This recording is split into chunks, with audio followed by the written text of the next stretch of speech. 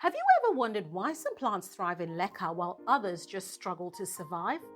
The secret often lies in one simple but crucial step: thoroughly cleaning your leca before first use. If you skip this, you might be setting your plants up for failure. I've spent the last 5 years growing plants successfully in leca, and trust me, one mistake with uncleaned leca can destroy months of growth.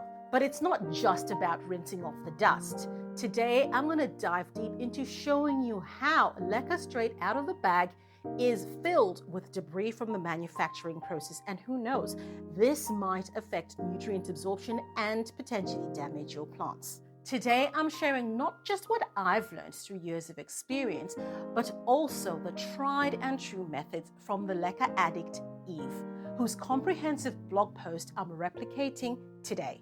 By the end of this video, you'll know exactly how to ensure your leca is ready to help your plants thrive from day one. The most important question, I think, the elephant in the room, is why do you need to clean your leca anyway? Why is it so important to get the leca and clean it? Why can't you just use it as is? After all, it's never going to be completely clean. The plant is used to living in soil, so what is the problem? Let's talk about how leca is manufactured. The leca manufacturing company sets up in a clay pit. They go and grab some clay, they put it through a manufacturing process, they put some binding agents, other bits and pieces in there, and they put all this whole sludge of clay through a rotary kiln, and they fire it up to a very, very high temperature, turn it around, and that's how come you've got these round balls because of all that turning around.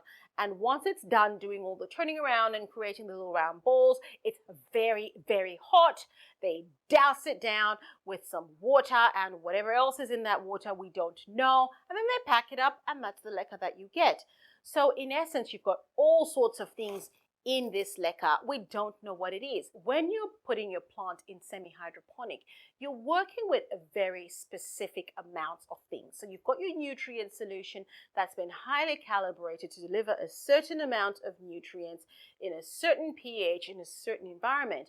But if the base environment is not clean, that nutrient solution is not going to work very well. Because there's so much stuff in that leca, it's going to mean that our plant is not growing as optimally as it can. It will grow, but it won't grow as well as it could because of the dirty leca. Eve recommends 5 steps. The first step is to wash your leca, rinse it. Just get off as much of that dust as you can. The second step is where we're soaking the leca. Third step is where we're soaking the leca again. The fourth step is where you're drying off your leca and storing it if you want to. There is a fifth step where you can actually give your leca a third soak. We're going to need a few things in order to replicate this blog post properly. So obviously, I'm going to need a bag full of leca, which I already have, a TDS meter. So this is a meter that measures the total dissolved solids in a solution. Right, so we've got a TDS meter. I'm also going to need a storage tub. So this is what I'm going to use to soak my leca, and I've got another tub like this that you can probably use to store your leca when you're done as well. A laundry bag. This is a laundry bag, and that's what we're going to use to put our leca in and soak our leca in and so on. And then we're going to need some reverse osmosis water, or water as pure as you can get it. I don't normally buy bottled water, but I don't have reverse osmosis water. I don't have filtered water. And in keeping with the spirit of what it is I'm trying to do with this video, I did want to get reverse osmosis water. And I'm also going to use some Clonex clone solution as part of this process. So let's get into step 1 at this stage, and we are going to rinse the leca. We're going to need to put our leca in the bag. We're putting it in the bag because this bag has got a little zip. It will keep our leca contained. We're not going to have leca flying all over the place, and it's a good way of cleaning it and keeping it to stay. Because as you know, leca goes everywhere.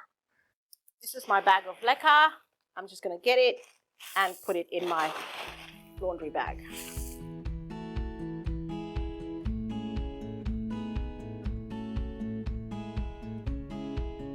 And I close my bag and my leca is in there. Now, one question you might be asking yourself, are we not going to boil this leca? Look, I mean, at this stage, I'm getting the leca out of the bag. It's been through a rotary kiln. I personally do not boil my leca straight out of the bag. I boil my leca when it's been used by another plant and I'm trying to sterilize it for use with another plant. You can if you want to. If you feel better by boiling it, you can boil it, but I'll probably boil it after I give it a rinse because it's just going to be very muddy as you're boiling it. So I'm going to take you outside at this point. We're going to go outside and we're going to rinse off this leca. We're doing it outside because there is a lot of dust and we don't want any of that leca dust going down our pipes because that might cause a problem with your plumbing. Now, I know some people on the internet say, no, there's no need to do that. There isn't so much dust, so you don't need to do that, which is fine, but I think that's not a risk I'm willing to take. I'm not willing to spend thousands of dollars on having my pipes replaced or cleaned out because I thought it was going to be fine. So I'm not a risk taker like that. But if you are, more power to you. We're going to go outside. It's a 30-degree day here in Melbourne. It is absolutely boiling. I'm going to do this quick so I can get out of the sun.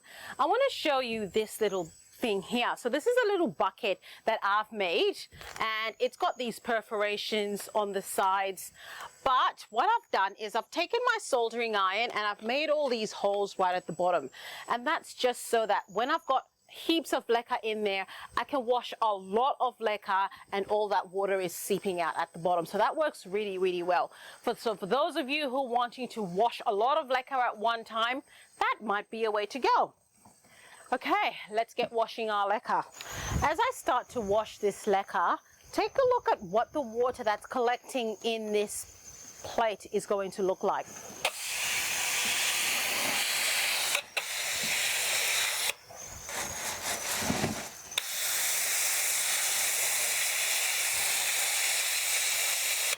Look at how dirty that water is.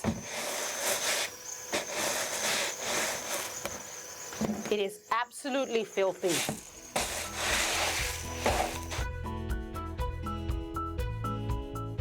So something to note about the washing of leca process. One might think this is quite a lot of water being wasted, but I'm collecting the water in the tub underneath here, and I'm going to put that water in my garden. And I know a lot of people who clean their leca in this way. They put it out on their lawn and they're washing their leca. So that water is actually going to good use and is not being wasted. Whew. I am back from outside and I tell you that was terrible. So I've got my leca in here that's been rinsed, and as you can see from that plate, you know, the water does not exactly run clear. You probably will never get your leca's water to run clear when you're rinsing it. So as clear as you can get it is what we're aiming for here. I'm not going to soak this leca in tap water for 24 hours. This is my tub that I have filled with tap water. This is where the sciencey stuff starts, and this is where we're going to use our TDS meter. So I've turned my TDS meter on and I'm going to measure the total dissolved solids in my tap water. This is my tap water in Melbourne, Australia. So that is telling me that my tap water is 31 parts per million. I'll now get my leca that's been rinsed and I'll put it in my water and I'll let that stand for 24 hours. While my leca is soaking, let's talk a little bit about total dissolved solids. So total dissolved solids is a measure that's used to check the purity, if you like, for lack of a better term, of a solution or a nutrient or water even. It's a measure that's used for water and it's measured using parts per million or milligrams per liter. So basically what total dissolved solids is the amount of organic or inorganic solids or substances that are dissolved in your liquid. So in this case, we're talking about water. So we're going to be talking about water. The amount of organic or inorganic solids or substances that are dissolved in your water. And things that are organic could be bacteria, fungi, hair, anything that you can find that's organic living in your water. Inorganic substances can be, things like calcium, magnesium, arsenic, fluoride, things like that. So what the total dissolved solids is measuring is how much of those substances are in your water. It's not going to tell you how much of, for example, calcium is in your water. No, it won't. It won't even tell you what is dissolved in your water. It's just telling you that this water has got so much dissolved in it. The ppm in the blog post by Leca Addict was 150 parts per million.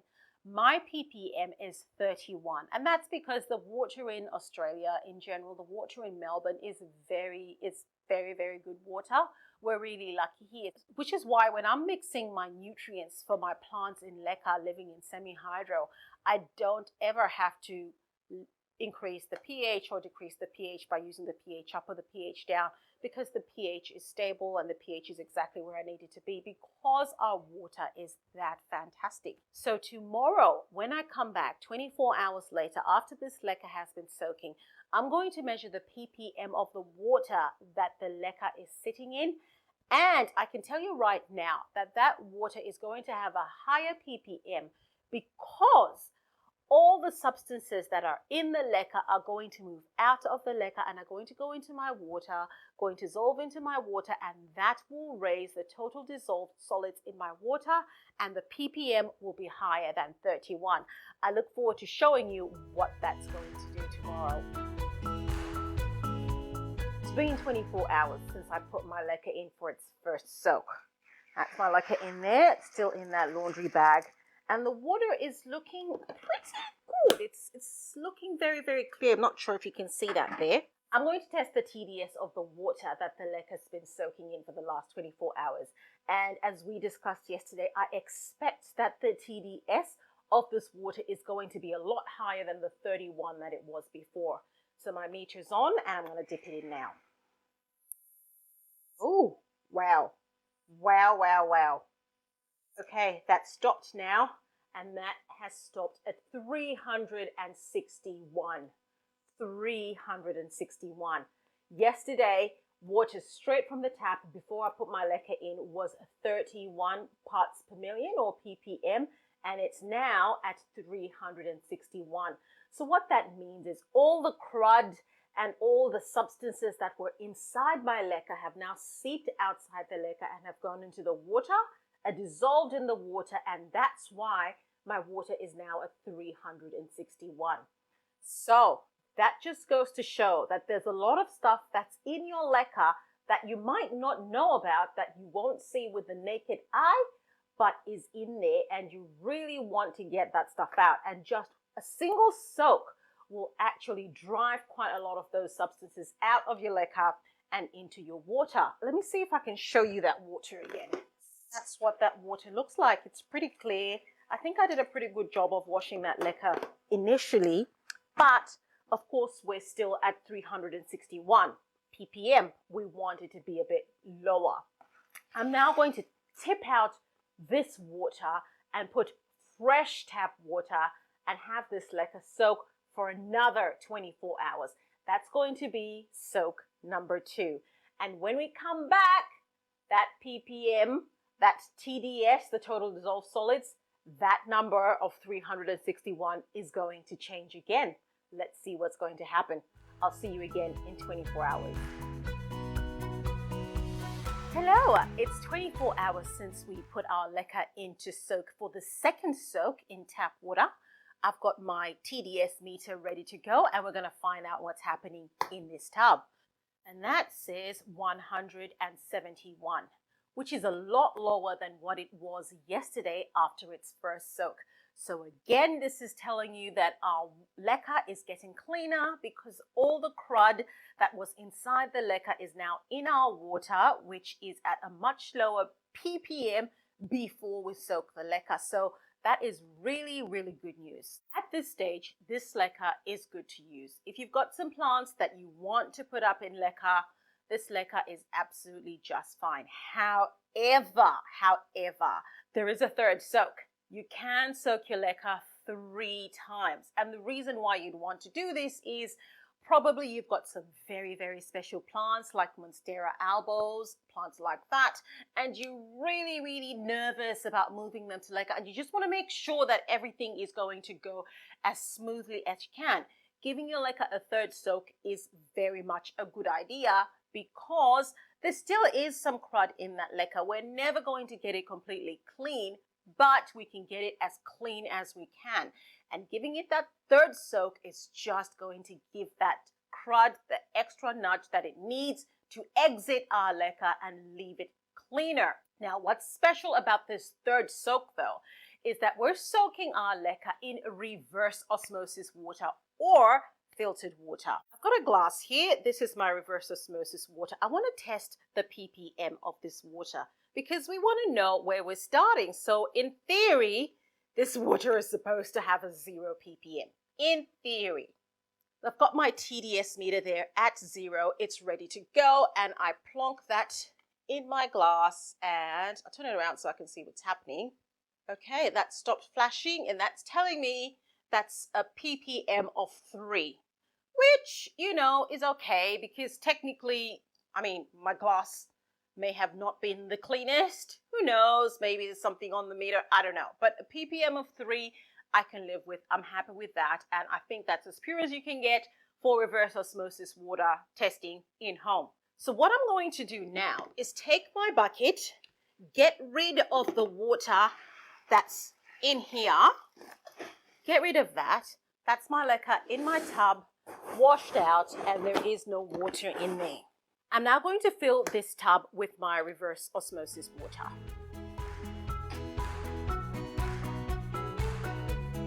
And now I have my leca sitting in my reverse osmosis water. I'll let my leca soak for an additional 24 hours and then I'll be back. We'll measure the ppm and we'll go on to the next phase. It's been 24 hours since I soaked my leca in the reverse osmosis water. I've got my TDS meter ready to go. Let's find out what that's doing. If you're finding value from this video, if you're finding it interesting, please hit the like button and don't forget to subscribe to my channel.